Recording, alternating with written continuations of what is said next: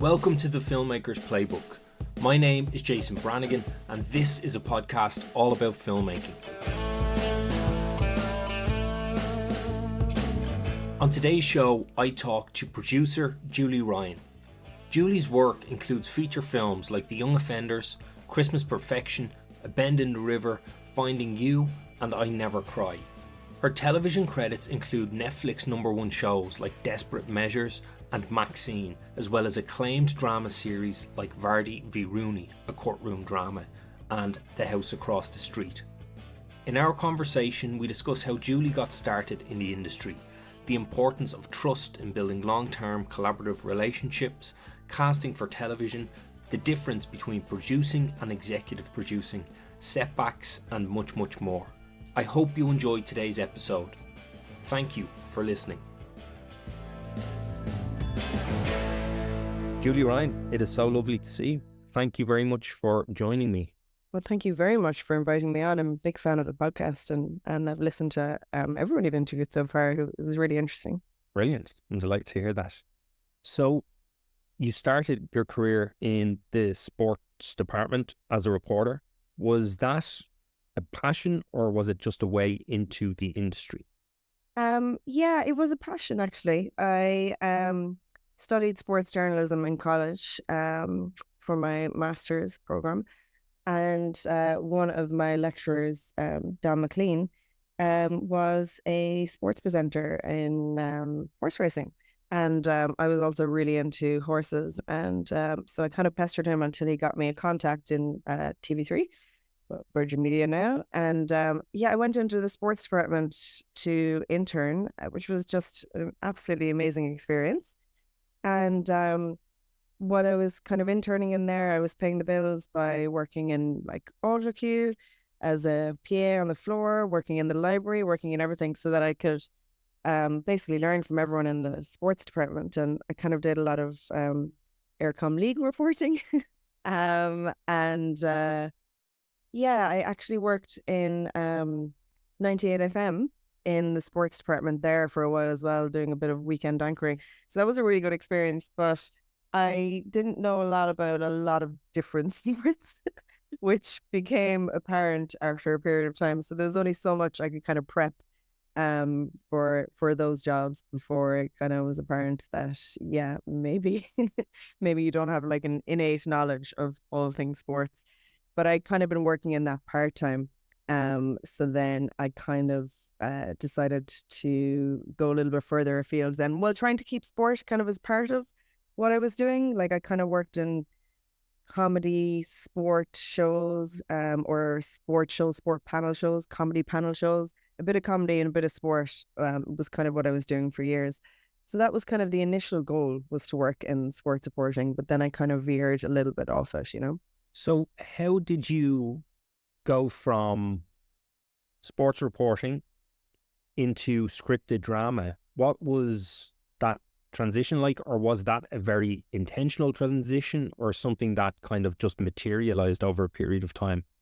It wasn't intentional at all, actually. When I started off, I didn't really scripted, wasn't really in my sights. I was just all kind of gung-ho to get into one of the studios in Ireland and work there. I actually studied Irish in college, and I kind of thought I would try and get into TG Carr, into sports. And but it just so happened that when I got into TV3, that I never actually went back to the TG Carr world of it. So I was kind of just, making my way up through the rungs of the ladder in non-scripted. And that was the goal for me, was to make it to a producer in some form of unscripted TV show. Like I loved all the TV shows, whether it be trying to work on Dancing with the Stars or Nationwide, Capital D. I did work in Nationwide, which was a really great experience. Like those kind of shows were great for like, Nationwide was producing small packages. So they were great training for what I, ended up doing, which is producing something much longer form. Even though that was unscripted, it's kind of thinking about everything that you'd have to do for that segment, whether it be like finding the story, finding the contributors, would have a presenter attached. So that was a really good training ground. But yeah, I just kind of wanted to work my way up through the world of non-scripted. And I actually only started crossing over a little bit when I moved to Los Angeles when I was 25. And I was working in non-scripted there, but I also was making short films because that was just kind of what everyone was doing over there. And I was like, oh, this is really interesting. I just really didn't understand how it worked at all, you know? And even when I came back from there, I still wasn't thinking about getting into scripted. I was like, that was just kind of a brief interlude of something that everyone else does over there. Um, so I was still making non-scripted when I came back from there. And that's where I started working with Peter Foot. And we made a hidden camera show together for years. Well, I had also kind of worked in Republic of Telly just kind of at the same time as these hidden camera shows, The Fear. And Republic of Telly was similar to Capital D in that you had to produce packages basically of sketches, you know. And like I was like a researcher, but your job would be to put together like everything that was needed in those. And they were like scripted, air quotes as such, you know, in that there was a version of a script and we'd have to cast the actors and we'd work with the directors for, you know, whatever their vision was. So that was a really good training ground. Peter also worked in there. And then when we made The Fear, the hidden camera show together, we made maybe around like 4 seasons of that. And then Peter had been making short films and was talking about, you know, this idea he had for a film. And we're both from Cork, and it was kind of a Cork-based drama. So we just kind of decided after making, you know, I think we made 2 of the shows back to back of the hidden camera shows. And we were like, okay, let's just do it this summer. Let's make this movie this summer. You know, basically nothing's going to stop us. Let's just do it. So that was how I kind of started off into scripted drama. I had made maybe 3 or 4 short films in like, I'd made any in Ireland, but I'd lived in Vancouver for a while. I'd made some there as part of like the 24-hour races. So that was a really good fast integration into what short films were. And then I had made a couple, I think, in Los Angeles. So yeah, before we knew it, we were making a film and just trying to figure out how to make it, really. And that film is The Young Offenders, Yes. which was your first feature.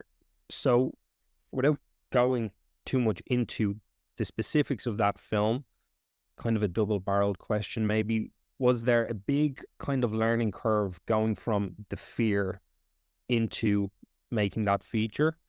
And secondly, were there any big core lessons that you learned making a film that way that you have subsequently carried? Big lessons. So, I mean, I suppose the whole thing was one big, massive lesson of just throwing yourself in at the deep end, really, and figuring it out. Like everything was really kind of figured out on the hop because we had, you know, we had a very small team and none of us had made a feature film before, bar the DOP and our sound person, who obviously weren't like production as such orientated, so they couldn't answer any of our questions. You know, like I had to kind of Google like who says action, you know, and and I think even at that, because you know it can be the first AD or it can be the director, so there wasn't like an actual answer to those questions, and that's what I kind of started to realize as we got into it. There was no one answer to most of questions of like how you can or cannot run a film set, which was really kind of freeing when I realized that. But that took me a good while to realize that summer. So there was a lot of stress of like, should we be doing it this way? Should we be doing it that way? A lot of Googling, but a lot of just figuring it out on the ground because I didn't really have any person to ask how to do it. Like got a few contacts from a few people to ask a few questions about ADing and stuff because I was also ADing it. But then I kind of realized that I could really only do so much ADing because if you're going to be standing next to the director the whole time, you can't be on the phone the whole time. And I was also like organizing everything for the next day the whole time. So I think it was kind of like every morning you wake up and there was just a million things you didn't know how to do that you had to figure out how to do. So it was very draining, but very exhilarating when I figured out how to do it. And also just figuring out that there's no one way to do anything really. and that essentially no one knows anything, you know. Obviously, people are very experienced and know a lot of things, but you can always create, I think, your own path of how to make indie features anyway. You know, whenever someone might contact me or ask me for some advice about it, but they might be very experienced people, like in another job or whatever they might be doing if they're crossing over into the industry, and they just have to take that knowledge really and apply it and create their own way of how they want to make it, especially if it's an indie film. But yeah, it was, look, absolutely the most amazing learning ground. I suppose what that taught me the most is that I had to learn every single role to create a film, but I didn't realize that there was people who could fulfill those roles in different departments. So that's really helpful to me now when I'm working with a crew of like experienced and very talented individuals, is that I can kind of understand parts of their roles a little bit better, which means I can kind of help a little bit more, I think, when you're trying to figure out kind of dilemmas on set, you know? I love that lesson, and I think it's very important, the idea that there is no one answer and everyone's way is going to be a little bit different. But it can be really hard to figure out, I think, your own way of doing things sometimes. I think so. I think it's really important to question everything, you know, even within your own mind. If you think, well, that's the way I should do it, and then you're like, well, hold on a second, maybe I could do it a different way. And then that opens up a whole new kind of box of options of how you can achieve something, you know, just because that's how it might have been done before. Or, you know, when you change the circumstances around, I think, dilemmas you have on set, or you kind of reposition your thought process on it, I think it's really freeing and to open up how you might try something different, you know. But that can really only happen when you're in a safe environment where you're not worried to make the wrong move. That's the beauty of an indie film, is that you're kind of like, okay, well, I'm going to try it this way. And if it doesn't work, then we're all in together and we need to figure it out, because you're just making a decision, really. And you can't know that it's always right. Definitely can't know it's always right. So then everyone just has to be in it together of, okay, let's figure it out. And if it doesn't go that way, then that means we might lose a half a day tomorrow, or it means we might gain a half a day tomorrow, you know? Do you think of your job in some regards as simply making choices and decisions? It's definitely a lot of that. It does feel like a million decisions a day. Um, yeah, I suppose if you're really to drill down and just simplify it, it would just be making a lot of decisions. But I suppose you could say that about anything, really, couldn't you?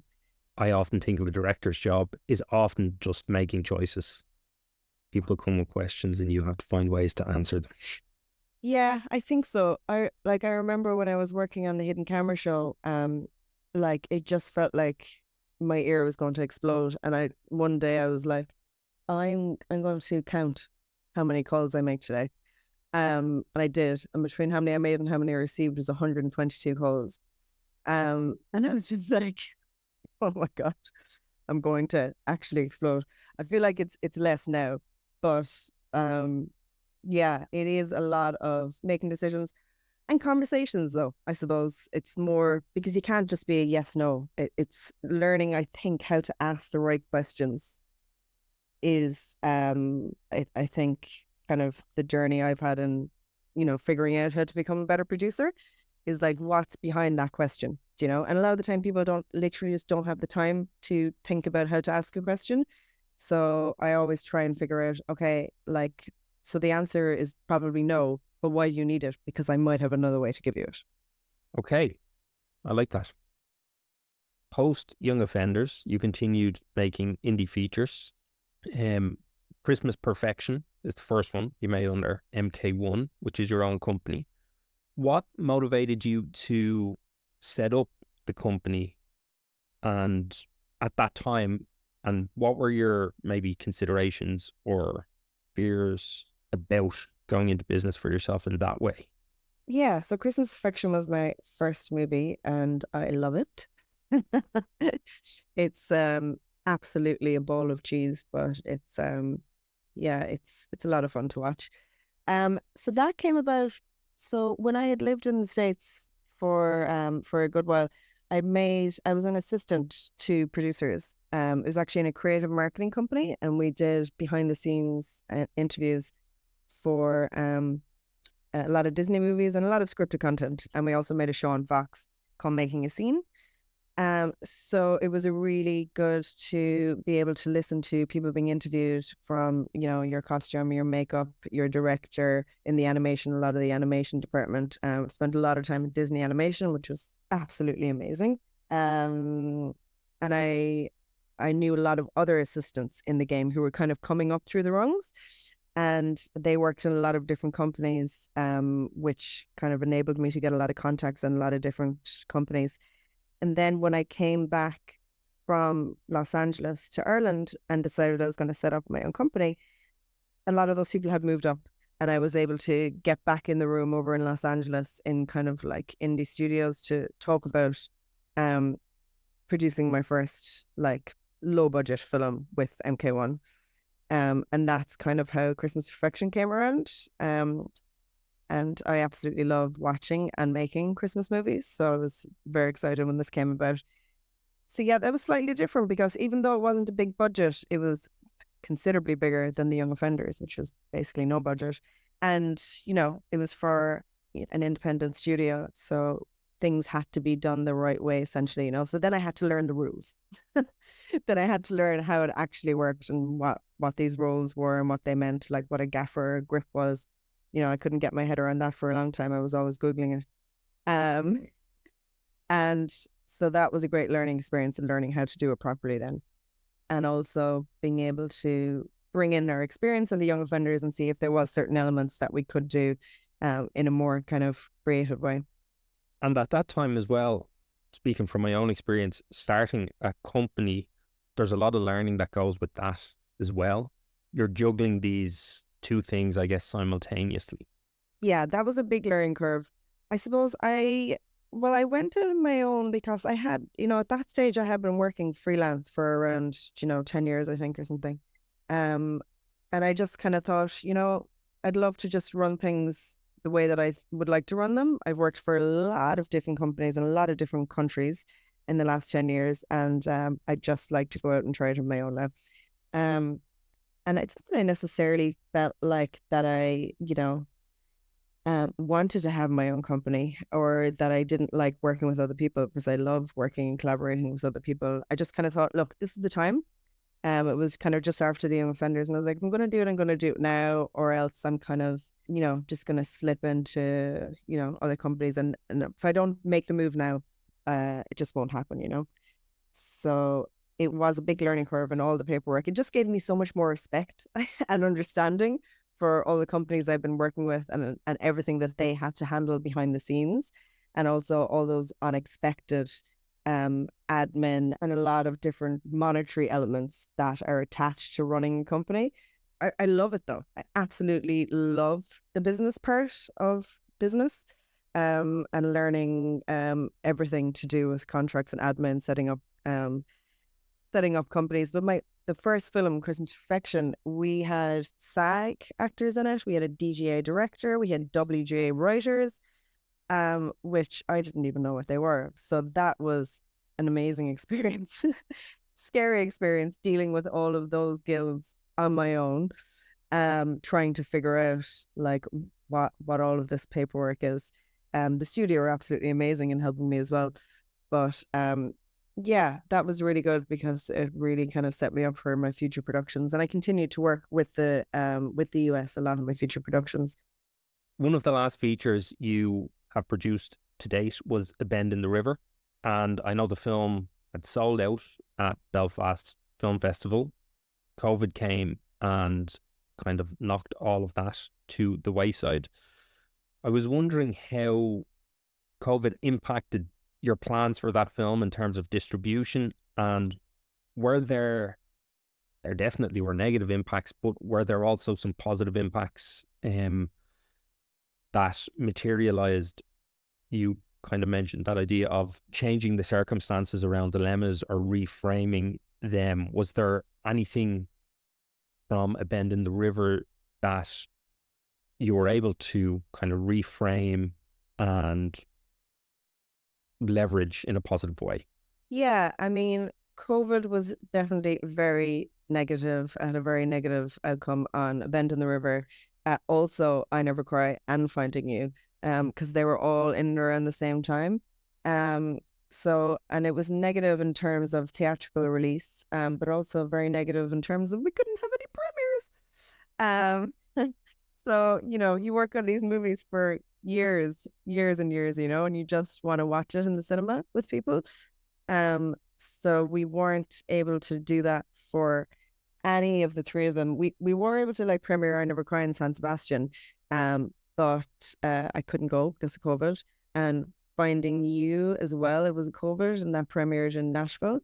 But A Bend in the River, yeah, like it was such a pity because Belfast Film Festival was supposed to be in person, and then it was pushed, and then it still wasn't able to be in person. But it did sell out twice. And yeah, like it would have really been great, I think. Like we've since had, kind of like theatrical screenings, like when COVID was lifted, but it just kind of wasn't the same feeling. But we kind of, we just wanted to make sure that we actually did bring them to the big screen, Like with Finding You, we did decide to have a theatrical release in the US, and we were holding and holding and holding and trying to gauge when people might be able to go back to the cinemas in the States. So we just had to make a decision in the end. And we, it spent quite a lot on P&A as well. And we put it out, and then we thought people might go back to the cinema that weekend, but people were definitely not going to the cinema that weekend. Even my like friends and family couldn't even go, which I think was absolutely right. But we kind of had to make a decision. So I think all three of them were negatively affected by it. They did all go on to have, some success on online platforms with streamers or BOD.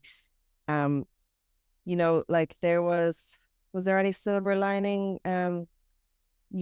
We were working on the finance plan for A Bend in the River for quite some time. And then when COVID happened, we did lose some of our finance and post-production, which was very worrying at the time. But then we did end up bringing on some other US producers, and that's when we teamed up with Josh Brolin. So that was amazing to have him involved in A Bend in the River. Yeah, so I wouldn't say there was any massive silver lining really, because if you make a theatrical movie, you want to see it in the cinema.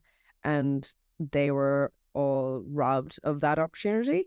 They did all go to the cinema, but it just wasn't the way, that we had planned for them to be released. And, obviously not like a similar experience than we had with Young Offenders, which played for 24 weeks in the cinema, it was kind of like, I could just go and see that in the cinema 6 months later, So no, it wasn't great, to be honest. Yeah, massive, massive shame. Even if work doesn't perform the way you want it to or expect it to, being, I guess, deprived of that, like, as you said, the premiere that day out when everyone gets to go and just kind of celebrate the work everyone has done is kind of a killer. So after 2020 seems to be when you made the move into producing a whole load of telly. Your first show was The Intruder. How did that show come to be? Well, after COVID and that kind of happening with a few of our feature films, I was kind of like, okay, as much as I love doing film, like it's just not a very safe space to be in at the moment, if I want to support myself and my family. So I have to kind of look a bit more closely at TV, and that opportunity came along as a co-production. And it was just after COVID ended that we opened up to film that. I think we were one of the first people who were back out filming. I remember like trying to just figure out how we were going to treat COVID and watching videos, and like the first commercial set, who did it, how did they do it, and so we kind of just went into that trying to figure out how we could handle COVID. But look, we didn't have any COVID cases on it, and it was, a really great experience. So then that kind of started a partnership with a UK company called Clapperboard, and then they had another TV series which was in Malta, and that was still while COVID was going on. And I was like, yeah, that would be great. I would love to go to Malta. So straight away, when we were just finishing The Intruder, we went over to Malta. But yeah, I just have a really good relationship with that company, and I just went on to do a lot of shows with them.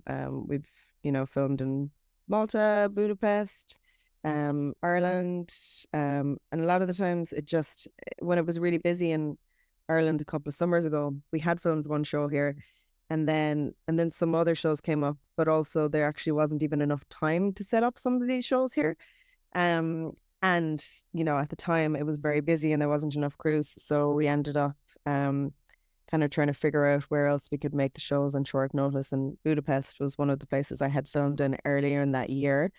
So we were like, okay, look, we know the team's over there, we know the company's over there, let's go and do another one of the shows there. I think relationships are ultimately the backbone of our industry. I think we're relationship game as much as anything else. How did you come to team up with Clapperboard? Well, that started obviously with the relationship with Intruder. And yeah, it's just UK companies coming into Ireland looking for people that they want to co-produce with. Okay. In thinking of the relationship and the amount of work you guys have done together, what do you think makes for successful, professional, collaborative relationships that facilitate the kind of high quality output that you guys have made together? 5 shows in 2022. Netflix #1 Desperate Measures, The Holiday, if memory serves me correct, Maxine was also a Netflix #1 show, The House Across the Street, and Vardy V Rooney, which I think was what you shot in Budapest, if I'm not mistaken. Yes, Vardy V Rooney was in Budapest and Desperate Measures was in Budapest. That's an incredible, prolific output for a calendar year. I know they probably all didn't happen exactly in a calendar year, but the way they came out. So to go back to, I guess, my relationship question in terms of what do you think makes for successful collaborative relationships like the one you guys have? Well, 4 of them actually did film in 1 year, which was pretty mental. With 2 of them in Budapest, 2 of them in Ireland.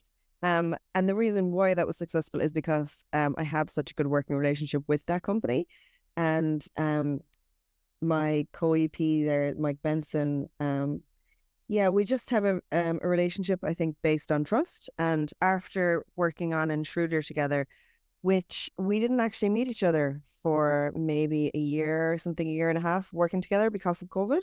So like we wouldn't let anyone step foot in Ireland to be on our set, including Clapperboard, because we were just so fearsome of COVID coming in. So we had to build a lot of trust really fast, and also to find a good way that we could work remotely.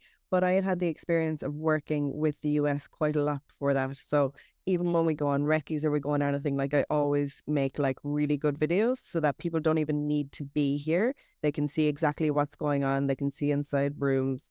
Something as simple as making sure you pan up and down when you're in a room so that people really understand like what they're actually looking at in locations. So they don't feel like they need to hop on a plane and be there. They can just go on with their life and run their companies. So that's the kind of relationship that we have, that there's just absolute trust. And they don't have to focus on our shows because they know that we're going to run those shows as efficiently and as best creatively that we can. So, and then also, gaining experience working in different countries and their tax incentives. It's a really supportive relationship, and that a lot of the time it might be the first time that we're filming in a country or working out a tax incentive, but we always feel like we're in it together, which is just the most important thing, so that there's never any like blame game when you're figuring out something for the first time, because there's a lot at stake when you are filming in other countries, and especially when you're working out tax incentives. I actually love working out tax incentives and the minutiae of it and figuring out how they work in tandem with other countries. So yeah, And, I just have a lot of fun working with them. We all really enjoy working together. So it's just successful partnership. But yeah, you just, you want to have trust and you want to have fun when you're working with other people, I think. I think every single person I've spoken to, trust always comes up in some part of the conversation, regardless of what people do. And I know it probably just seems like the simplest, most basic thing, but sometimes it's not there. And if it's not, it just makes for a more difficult time. Yeah, it's a safe space. Everyone just wants a safe space to create, and that's not a cliche. That's actually true, because that's when we all work at our best, and then we can try things, which means we can actually, try and create something different and special instead of just going, well, let's not try that just in case. It's kind of like, well, yeah, let's definitely try it and see what happens. You mentioned that when you went and made Finding You, and that was a new experience, working with, DGA contracts, WGA, all that kind of stuff. When it came to TV and making something that was longer form, was there another learning curve there in terms of how scripted television drama was working, or did that feel like a much more seamless transition into, I get all of this now, I can go and do that? Yeah, no, I think it felt kind of pretty seamless. It's all the same principles really. Like, it is longer form drama, but I suppose if you it's learning how to work with the studios and the TV channels. You kind of learn the different requirements that are needed, and depending on who you're working with, they might, simple things like how many end of parts do you need something to happen at the end of parts, or is it a TV station where you don't need something there to be a big turning point? Simple things like that make it a lot easier when you're in the edit, or even just when you're working in the scripting stage, making sure that those turning points are there. Or it's very different in terms of their requirements, like for casting, and producing a script, which is what is needed specifically for that channel, and their audience. Like, that's the most important thing.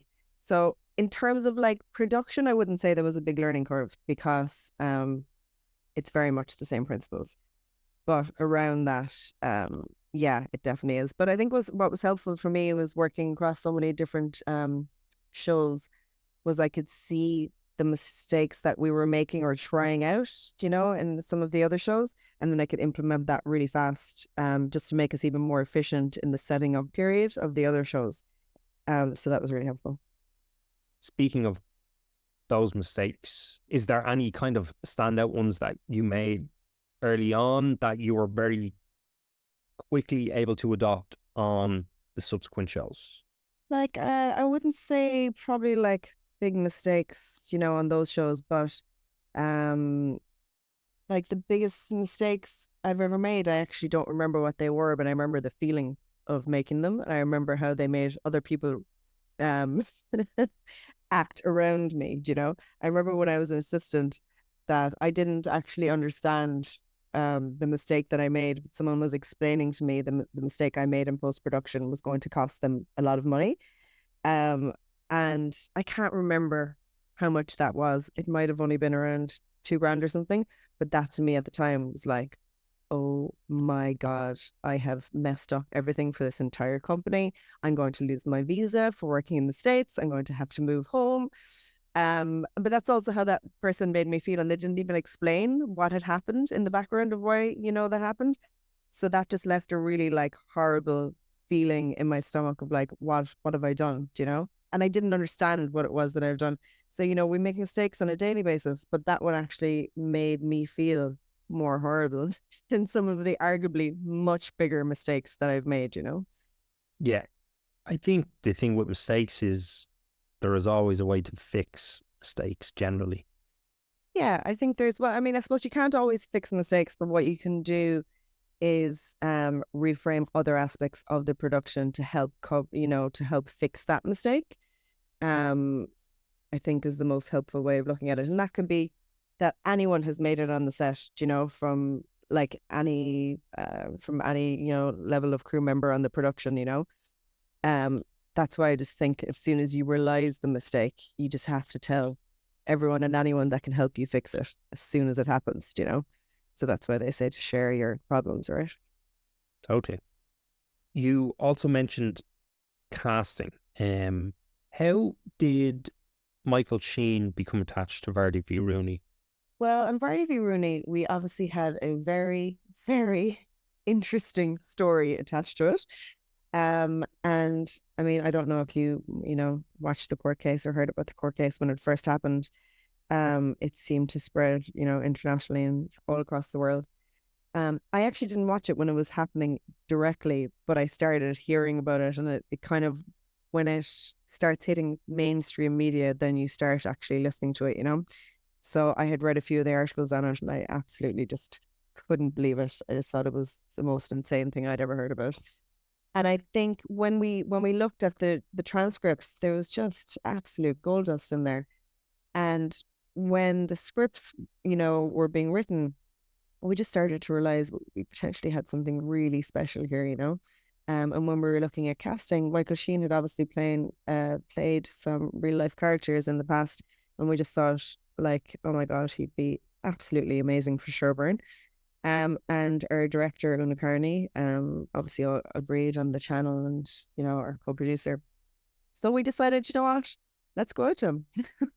Yeah, like his agent was, was very gracious, and, we offered the scripts to read, and he thought the scripts were very interesting. And then we just, it was a whole process then of waiting on our scripts to be finished, conversations with our director, Una, conversations with the agents to see if we could make this happen. It was a very short period of time for prep on this production. Yeah, like, Michael was absolutely amazing, and just, a very, very impressive actor. So it was, it was a great experience kind of onboarding him onto the production. Amazing. And yeah, he is like bona fide Hollywood movie star. You mentioned the process of taking the transcripts and turning them into drama scripts. How did you guys manage that workload, and how involved then are you in, let's say, on a show like that, shaping those scripts as well, especially when it's such a condensed time frame that you had? Yeah, like we worked with a large legal and compliance team on Vardy V. Rooney, and also on the other TV show we made, Maxine, which were both based on, true stories. We had to be very careful for many reasons, and it was very restrictive on Vardy V. Rooney what we could and couldn't show. So we had to work within a certain list of parameters. It was a really good learning curve and experience, though, to how to work with transcripts in creating drama, but we did have a lot of parameters around it. You mentioned that Michael had played real life characters before, and obviously all of the legal and compliance stuff aside, even though it's impossible to put it aside, did making shows featuring real life people impact how you were making the shows or your way of working? Yes, it absolutely did impact how we made the shows. Yeah, we had to be very considerate of the people that we were portraying for, many reasons. And there was definitely a lot of things that we left out from the transcripts. And also we had to be very careful that everything was in context, and we didn't show it out of context so that it had a separate meaning, or that people might take a different meaning from it. So yeah, like it added, a whole new layer to the scripting process, which was very challenging for the script writers. But I think that they handled, very well with a lot of care. So we had the script writers writing the script, and then, as producers, we're going through the script creatively, and then we would kind of present it to the compliance and legal team and talk through what we could or couldn't do. And, a lot of the time we had to make cuts, which we would like preferred to have not made. But we did have to do that. But you have to totally look at these shows in a different way. Like Vardy V. Rooney was entertainment. But you still have to be, very careful and considerate. And on Maxine, it was kind of a whole other new level of consideration. And we were working with Laura Way, who had worked previously on the EastEnders consent program. So, you know, she was really good at working with like sensitive topics. And we spent a lot of time speaking to a lot of people involved in that case, just to make sure that we were treating everything with the utmost respect and facts, because we just wanted to make sure that we had fact checked absolutely everything that was in that show. And also we were in conversation with the Royal Constabulary to make sure that the family and everyone was happy that we were going to be airing that show. So that was really, that show was for people to take their own viewpoint on what actually happened in that case. We wanted to remain impartial. So, and that's why we used the transcripts when it came to the courtroom. Well, I think they're both brilliant shows, and anyone who hasn't seen them should watch them. Very different though. But in terms of Vardy v Rooney, I didn't follow much of the case when it was happening publicly, but when I went and watched the show, I had to go back and start trying to find out some of this stuff because it's so wild and so fun. So yeah, I loved it. So on all of the shows we've discussed, you're either a producer or an executive producer. And I was wondering if you could talk me through the two roles, or what separates one from the other, if there's any difference really at all, minus the credit. I suppose those titles mean different things on different productions and for different people. Personally, I like to always be as involved as possible in any production that we have going with MK1.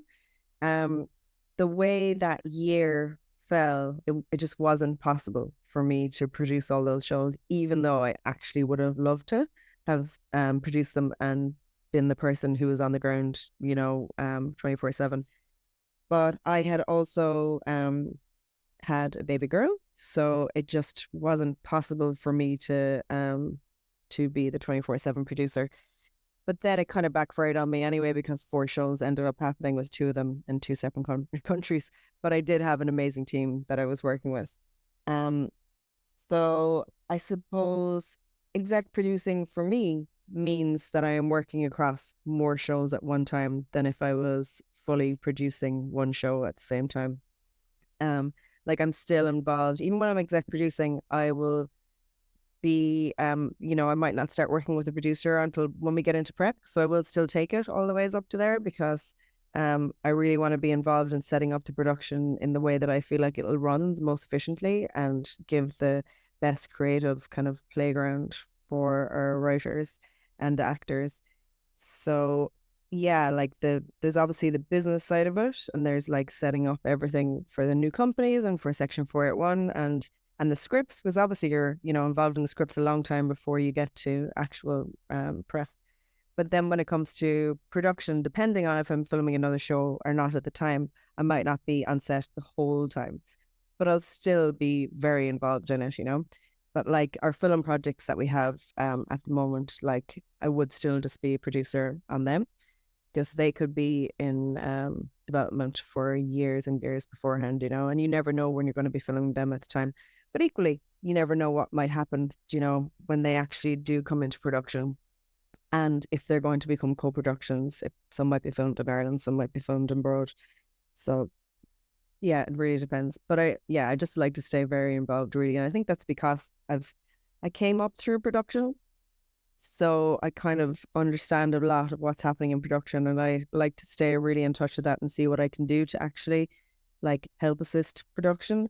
Whereas creatively, when you're over the scripts at the start, that does help when you have a production background, because I think you can cut off some things a little bit earlier, or equally you can let things stay in the script that otherwise people might not be sure how you'd achieve it on that budget. But I might be like, but you know what, I actually think that there's a way to do that, so you can keep that really big stunt. But I think there's no point in having those 2 houses on 2 different streets. Why don't we just bring them to the same street? It doesn't make any difference to the story. It's going to make a difference to your production budget for later, and you can have something else.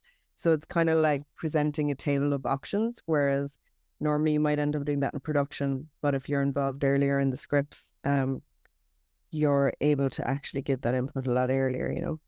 Okay, thank you. The question filmmakers get asked all the time is, who's your target audience? I think producers have to answer that question frequently, particularly probably in terms of in telly and in features. And I was wondering how you go about thinking of your audience or answering that question.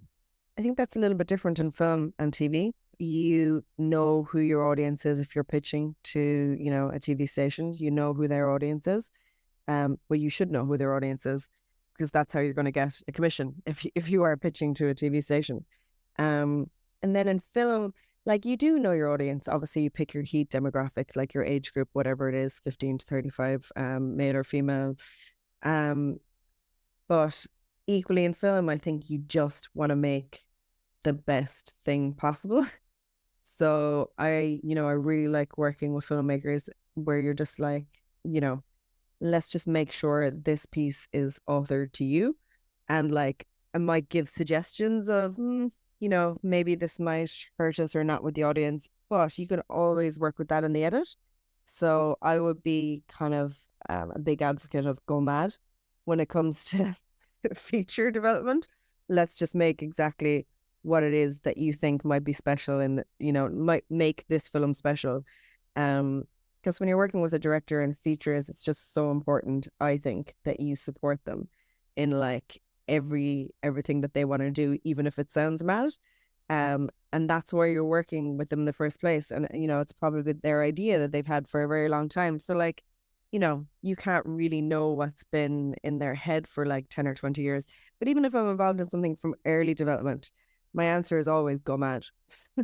Like, let's just see what we come out with, because you can, you know, you can cut it in the edit if you want to, but if you don't shoot it, you're never going to have it. That's a little tougher in TV because the schedule is just absolutely mental. So you can't always like get that extra take or shoot that extra scene. Not always, but you always try though, you know. It's always good to try and have it in the can if it's possible, you know. So I think it's very important to know your audience, but also maybe more important to know your director's vision when it comes to a film. Cool. I always think of audiences, you can put numbers or in terms of demographics and stuff on people, but it always feels nebulous to me. So I was just curious to get your sense on it. But I'm going to take that go mad advice and just run with it from now on. Might regret saying that. What for you has been or continues to be the hardest part about being a producer? I mean, like, I think it's tough work, you know, and it's nerve-wracking. I think it was actually arguably considerably more nerve-wracking in non-scripted. Like if I was doing like a live show, I remember like my first live show, and like that beat where someone was supposed to come up to the presenter and hand them like a ticket. I think it was for the Rugby World Cup. We were doing a show, and we called them out and we were waiting for them to come out with the floor manager. It was probably only like 5-10 seconds, but I was literally in that moment going, oh my God, where is he? That's it. My career. It's done. It's done. I'm absolutely fired forever. That seems to be my default and non-scripted a little bit, actually. But I think that's the thing when you're on the way up there, right? You always feel like your career is over. Everything's done. You're absolutely screwed. But it was just like those few moments. I remember in radio, they used to call it like dead air is pregnant with meaning.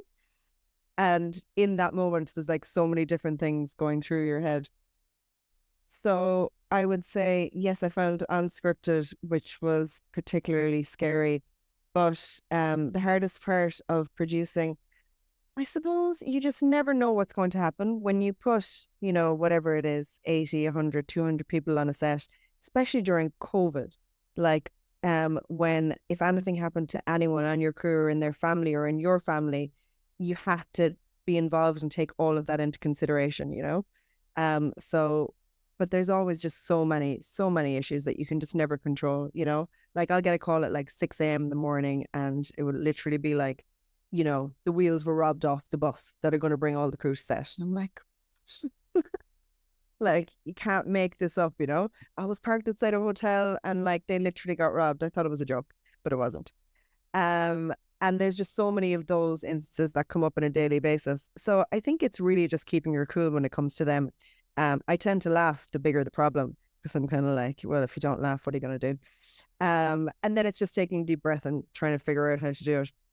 So the hardest part, I think, is trying to remain calm and remembering that like you're going to figure out and you're going to wade your way through it. So you just have to take baby steps to move forward through any issue, I think, you know. Yeah, it's always just figuring out a way that you can move forward, that will kind of, you know, keep everyone happy, I suppose, which can be a tough call at times. What's your favorite part of being a producer? I mean, like, I also love the chaos, obviously. You know, I suppose you know, keeps you healthy and active if you're, you know, up and at it every day, dealing with all these problems and these issues. And, you know, you're stretching your brain. Like, it's always a good sign to stretch your brain, I think, you know, with new problems, new issues. And I am very excited when we figure out, you know, new ways to solve problems, but also, you know, reading scripts and listening to directors' visions. It's just so exciting, you know, like we're working with some first time directors, and it's just so exciting when you hear their vision for their unique project and their voice. And when you read their scripts, it's just like, wow, in a simplified way, like, how does that come out of your head? You know, it's amazing. So I absolutely love, you know, film and TV. Like, so lucky really to be in it, even though it's a million problems every second. Like, it's very rewarding, like, creatively, when you do make a production that's successful.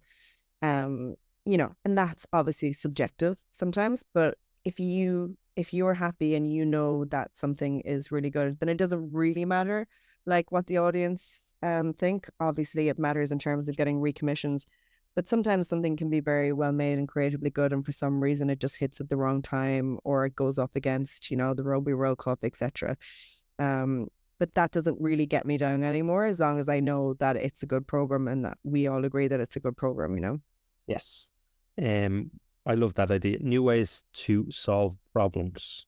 I think we need to be a solutions focused industry, which is an exciting space to be in. I think I asked this question, well, we kind of asked it earlier on, but I'll just ask it again, reframe it, which is, what has been maybe the hardest lesson you have learned, or the biggest mistake that you made that has led to key learning for you? Okay, I'm actually gonna have to think about this. The biggest mistake that has led the key learnings. I don't think I can answer this question with one single thing, but to reiterate, I guess, what you said a moment ago about new ways of solving problems, I think when mistakes are made, whether they're big or small, so much of what we do in this industry is just find ways to leverage them as some sort of creative tool to continue moving forward. So we don't necessarily maybe log them as, oh gosh, that was a mistake and this is what I learned. Yeah, well, I suppose another way to think about that is more setbacks. So, like, I mean, I've just made a million mistakes. I can't even think or remember all of them, you know. But like, some of the bigger setbacks that I remember that ended up being, you know, very fruitful to us, pardon the pun, but this is part of the story. Like, on the Young Offenders, we in the story, instead of it being a fish market that the mother Mairead works in, it was supposed to be a fruit stall. And we really wanted to film in the English market, and Peter had this idea that he really wanted to film it in the fruit stall in the English market. So I remember just going up and approaching them and talking to them about it, and they just kind of weren't into it. And like, you know, at that point, I just didn't want no to be an option for absolutely anything. Like, yes had to be the answer on absolutely everything for me and for Peter on that film. We had to just figure out how to do it, right? And so I was just gung ho going into them, like, every single day, like, thinking about it, you know, like, how do we get that fruit stall? And then me and Peter were in there and we were like walking around the market and we were like, do you know what?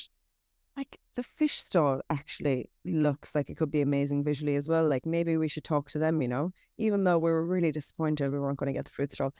And we ended up chatting with them and they were just the most amazing family ever. And we ended up going at that and it changed the story, but it changed the story for the absolute better. So like sometimes if you're so gung-ho about something, you can't really take off your blinkers. But if you take them off, there's actually probably a better like answer or solution nearby. And that's a budget thing, but also massively a creative thing, and sometimes one leads to the other as well. But like that was a setback that ended up really being fruitful for us in the end. And I think I've had a lot of setbacks that in some way have turned around like that.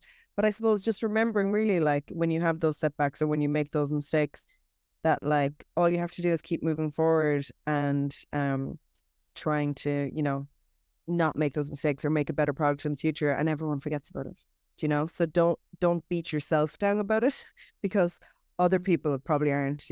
Like someone once said to me, they were like, people don't think about you as much as you think, Julie. So like no one's going to remember that mistake tomorrow. Get over yourself. And I was like, okay, but I remember it now. So like you might hold on to it yourself, but like no one else really cares and they've moved on past it. And if you hold on to that, it's only going to drag you down, emotionally. So you have to try and, you can't, obviously, if it's a big mistake or if it's had a big effect on someone else, you have to be very cognizant of that and you have to deal with that and you have to make sure that you can create a better situation the next time, But if it is just something that you've done personally, you need to be able to move past that or it totally drags you down emotionally. And that's just of no use to anyone moving forward if you're moping around set, You just kind of have to get on with it and move on and just try and make up for it. I love that. And I'm going to steal setbacks and I'm going to reframe that question moving forward and get rid of mistakes and just call them setbacks. I think it's a much better way of thinking of it. So thank you. You're welcome. Is there a piece of advice you would give to your younger self about to embark on a career in film and television? I would say it takes time. And I was all very tangled up in trying to progress. And it took me a while just to realize that, I had to master like different sections of my career. And, I moved around a lot in production. But that has been so useful to me for so many different reasons. When I say moved around, like so many times I went back to the beginning again and I was kind of like always going, oh my God, am I going to ever move to the next step, And like, because I moved countries a little bit and like worked in different countries, like when I moved to the US first, I had to intern to get in there and get a visa. When I came back to Ireland, I had to intern again. And that was like maybe eight years or something into my career. But they were all such useful steps. And in fairness, not one of those didn't turn into a job. But interning is really good sometimes because you're kind of allowed to do anything, especially when I interned in the States. I was an intern to the CEO of the company, the producer. So I got to go with him to everywhere, to all the major studios in Hollywood, which was so amazing in terms of learning things, but also seeing the world of Hollywood and my eyes opening up and being like, this is what I want to try and get to, It's like, it was just great to see the bandwidth of these film studios. Like we followed Justin Bieber around for like 2 weeks at the height of his career, waiting to get one interview with him for 2 weeks. So we were part of his entourage. So we literally got to go into like all of these studios as part of his entourage to wait for an interview, which he didn't give, and I won't go into the story. But really great experience for me to see all of that. But I remember like being like, well, why am I getting passed over for this or for that, And I was like, oh, that person's younger than me, or they, they haven't had as much experience as me, we'll say, in production or something. Because you see people crossing over, right, from like maybe marketing or from tech world or whatever. And I couldn't figure out in my mind how, I want it so badly. And I'm like, trying my best at this job. Why am I being passed over? And then I realized, oh, because they're better at it than me. Do you know what I mean? And even though they haven't come up through these rungs, like they have such an amazing skill set and better perspective on the position. So I think I would say, like chill out a bit. And it takes time.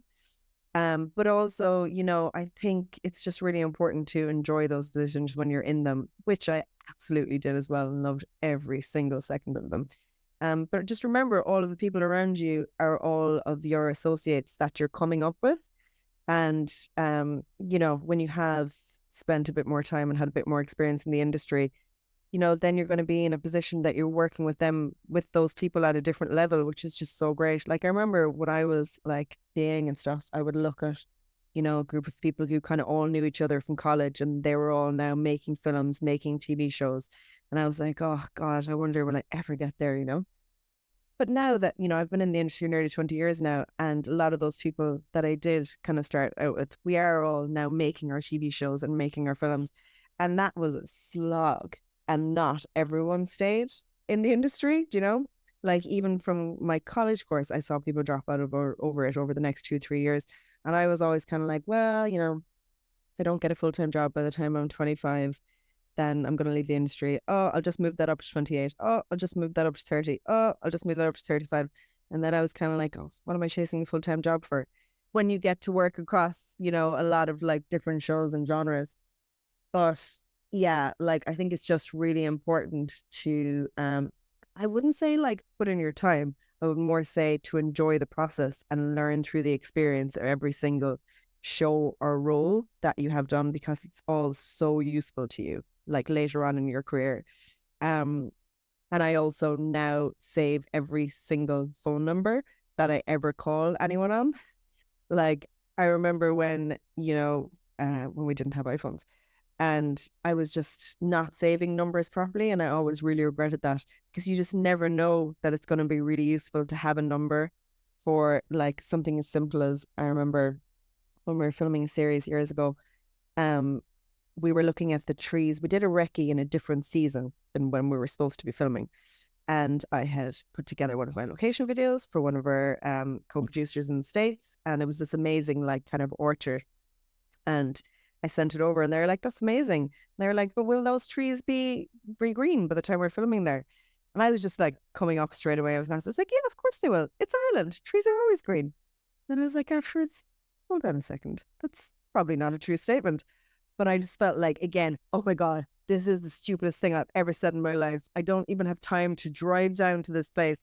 So I called the pub across the road from the orchard and I said, hey, listen, I think I've already made a really big mistake. Any chance can you go out and check that tree and tell me if it's going to be in bloom in winter? And they were like, oh yeah, no bother. I went down and I had that number from a recce that I was on, and I was able to like find out straight away and go back and tell them. I was like, actually really sorry. So I think that's one of actually the biggest things is don't answer straight away if you don't know the answer. Just say, I'm actually not sure about that. I'll get back to you on it. You don't want to be saying that 20 times a phone call. But like just thinking, taking a beat for a second and thinking before you answer everything, because it's like totally fine to not know everything, right? And people would prefer to have the right answer than actually just getting a quick answer. But it took me a while to know that it's okay to do that, That's great. And I think there's a load of great advice there that I really like. It takes time.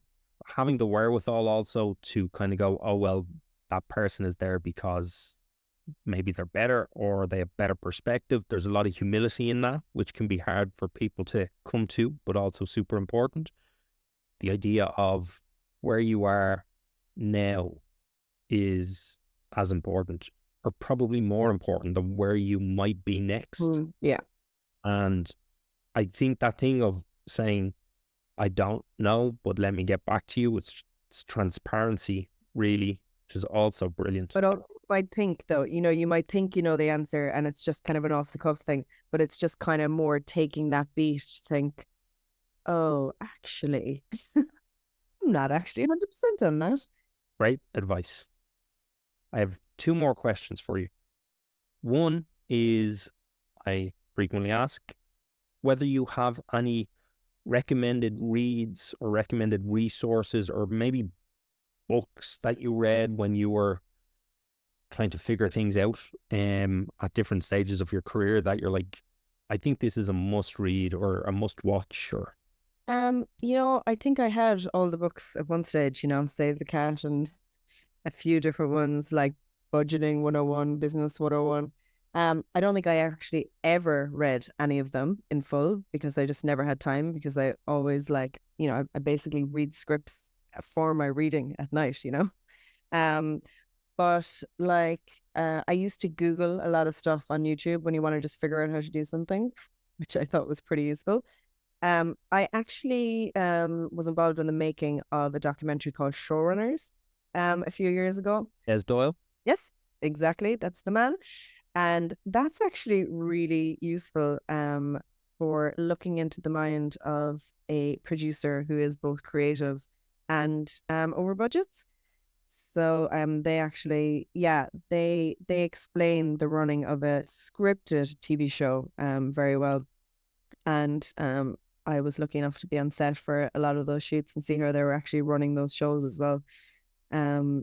So I think that's, I got some good nuggets out of that. But I haven't actually read a lot of industry books because I'm always just busy reading books that I really want to read or scripts for work, Yep. So I wouldn't say it, but I definitely have loads of lists from different, courses and different podcasts of books that I would love to actually get to. But I would say the quick route to that is just watch Showrunners. Right. And can you talk about what is coming up next? More TV. You mentioned features in development and stuff as well. Yeah, so we are just in soft prep at the moment, heading into a TV show this year with the brilliant Una Kearney, who directed Vardy V, Rooney. And we also have 2 features in development, which we're very excited about. So it's one writer-director, and it's based on a true story, and it's very exciting. I can't wait to make it. And then another one based on a well-known historical female Irish figure. So we're kind of trying to keep a happy mix of film and TV at the moment. So we have other TV shows in development as well. So we're just kind of busy at the moment, getting back into production, I guess. Busy is good. I told you, Eli, I'm going to ask you one more question, and it is just, what does MK1 mean? MK1. Well, basically, when I started the company, I was just looking for a name that I could get the .com to, because we had a commission and we needed to get the name up and running and the website ASAP. So we were just Googling a lot of different things, and MK1 stands for Mark 1, which I was also Googling. So Mark 1 is kind of the first version of a military weapon.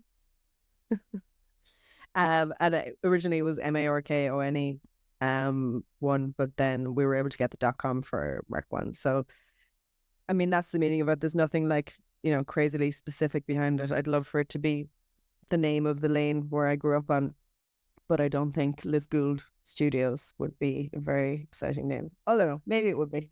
I might have to reassess and change to that in the future. I can get on a t-shirt. Well, I mean, I can't really put Cork Studios on a t-shirt because then I really might get in a lot of trouble. But yeah, so that's where it came from. Excellent. Well, Julie Ryan, thank you very much. I have thoroughly enjoyed our conversation. It was great talking to you. Thanks a million for having me on. I really appreciate it. And that's a wrap on Julie Ryan. Thank you for listening to the Filmmaker's Playbook. If you're enjoying the show, please share it with a friend or follow and rate us on Apple, Spotify, or wherever you get your podcasts. As always, if you have feedback, questions, or topics you'd like me to cover on the show, please put them in the comments section on our Instagram page at the Filmmaker's Playbook Podcast. You can follow me on Instagram at Jason Branagan Director, and you can find Julie on Instagram at JulieRyan99. Links and social media handles are also in the show notes. Join me next week when I talk to actor, Amanda Abington. Until next time.